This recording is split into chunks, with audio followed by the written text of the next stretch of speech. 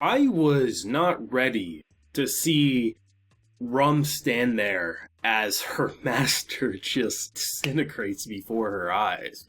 The revelations of this episode pretty much line up to what I and many of the people in my comment section have been thinking of.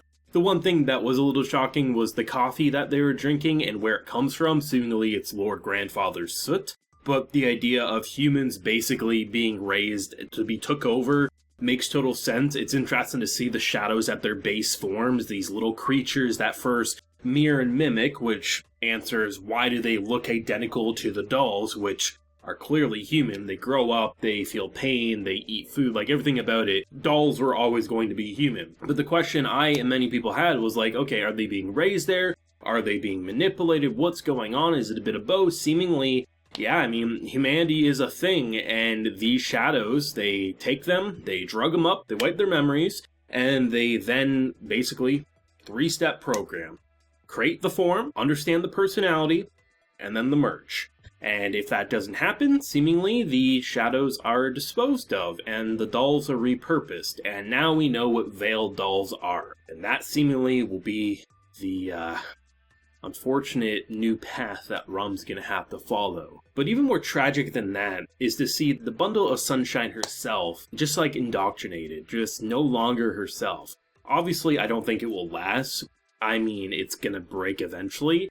But it seems like anyone who defies Lord Grandfather's orders don't make it. And honestly, while someone losing makes sense, I never thought loss would cause a death like that, and how proud shadows would be to see one of their own end up dead. I was totally expecting a doll would be disposed of more so than the shadow itself, but holy shit, the hierarchy and system of this is brutal. I mean, just look at Edward. He essentially gets a promotion in this episode. He gets to look over the children, right? But he still gets like physically abused and verbally abused by one of Lord Grandfather's like most avid trustees. Yet honestly, as much as Edward is a crazy bastard, I have to agree, it does feel like Edward cares more about Lord Grandfather than the rest of these people do. And honestly, I have no idea where episodes 11 and 12 will go. I'm really glad this didn't happen in episode 11, because it feels to me there will be at the very least time to wrap it up in a way that doesn't just, imagine if this would have been episode 12. That would have sucked because, it's anime. There's always a very good chance you don't get a second season. It's more of a trailer for the manga. So if we had to leave off with Emilko being possessed, goddamn, would that have sucked for an anime-only fan? But by having 2 episodes to go, I mean, while there's definitely some threat there, I mean, there is at the very least hope that things will go a bit better. And honestly, to see how this episode started, comparing it how it ended, it's kind of night and day. We go from being very proud of Emilko, seeing how far she came, preparing the fact that if she can't operate the crane, she'll prepare a safe landing, to the engineering and just creativity of making a boat out of the cart, something that Edward was already saying they failed. There's no way he knows the path, it would take him 10 minutes, there's no way for them to do so.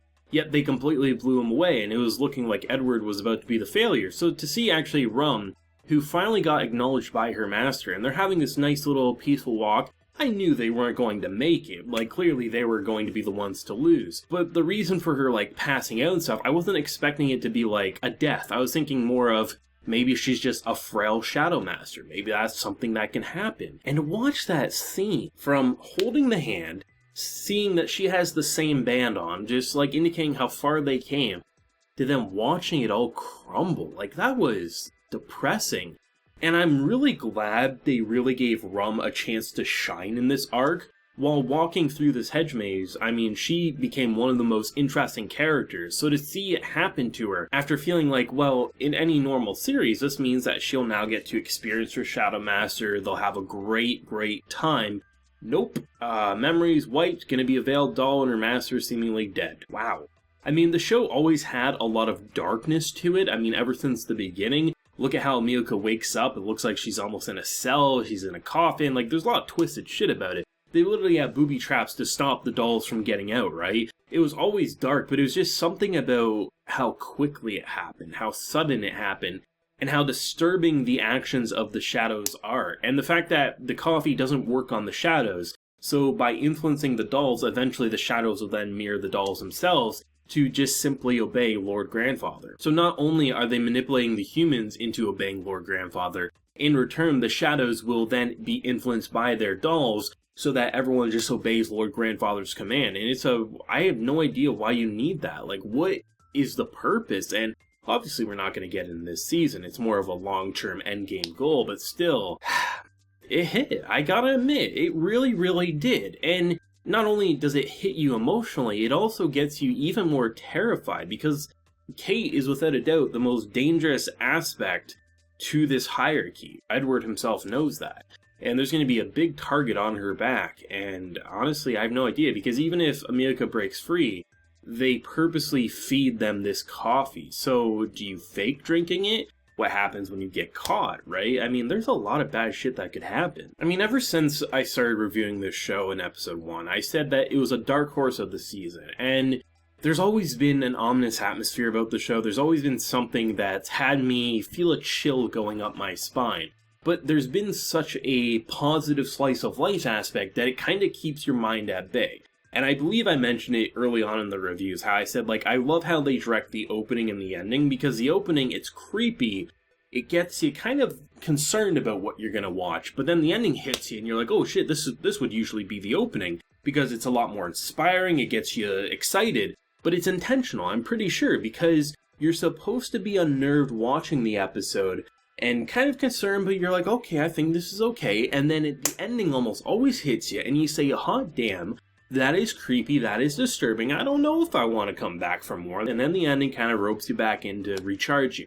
This show is all about atmosphere and directing, and obviously the manga does a great job at it, because, I mean, how can you not with such an incredible concept? I've heard nothing but praise from source readers, but the way they use their visuals with the soot, especially with the degrading scene, I mean, they're just falling apart, it's so atmospheric, to the way the music and the sound effects just kind of creep in and just really hook you in to make you say, there really is nothing like Shadow's house. Like, there's comparisons you can definitely make to certain aspects, but the entire package and how it's being directed, I really can't compare it to anything. It really has become one of the more refreshing and unique premises I've seen.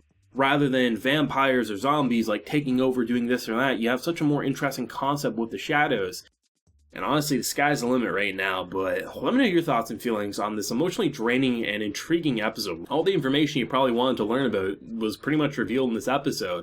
Where do you think they're going to go with episodes 11 and 12, and what are you most terrified to see in the final episodes? If you enjoyed the video, leave a like, share your support, and hit that subscribe button if you happen new around here. So until next time, everyone, please take care and have a good one.